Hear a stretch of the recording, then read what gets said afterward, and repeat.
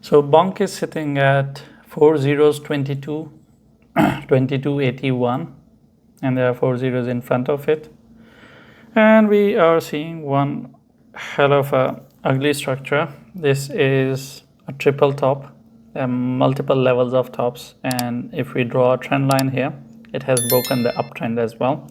So two levels of confirmation. One, it did break below the neckline of double top. If we just take the first double top instead of taking the triple one, so if we talk about just this double top, it broke out of its neckline, it broke down, and it has started going down. So the case scenario for this is getting a bit bearish, because it is indicating that now Bonk wants to go down. And if you remember, the support is at 2000, 4 zeros 2000.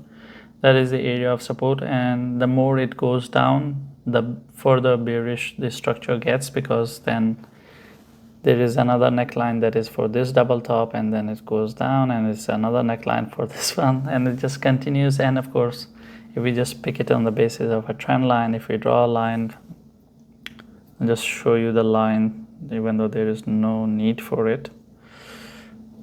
This is the line of the Bonk. So if it breaks below this line, that's a first indication that this thing is going to go down. Of course, it needs to start living below this line, which has started already. After we see a second candle below this line, that will confirm the trend is broken, it is going down. And of course, based on the double top and then later on the triple top, it will further get more bearish. It doesn't mean it's the end of Bonk. It's just that Bonk needs to retrace, and at 2000, it's not going to be a 50% retracement, unfortunately, just like the rest of the coin. If you watch my videos, I make 10 videos and we talked about 50% retracement on them.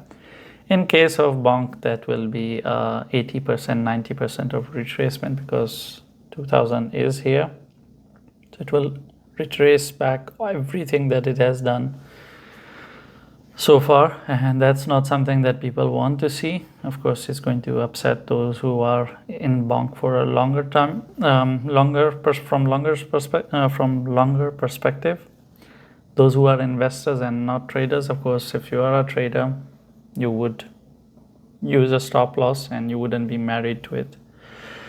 But if you talk about it from the perspective of 50% retracement, it shouldn't break below 22. So if you are super bullish about Bonk and you think that Bonk is going to deliver and it's going to hold strong, then I think 2200 is your first line of support.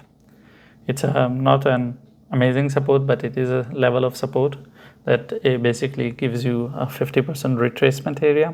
This is, you go this much up, and this is the 50% retracement. Then based on that, 2200 should hold, and that's just on the basis of 50% retracement. There's nothing else for it. Of course, we have seen some reactions in this area previously. It has acted as a resistance historically, and now when it came down, it tested it as a support here. Later on, it didn't test, but we can see we have reactions to this area. But just talking from the perspective of the overall retracement, that's a 50% retracement. So if Bonk wants to stay super bullish, it should not break below 2200.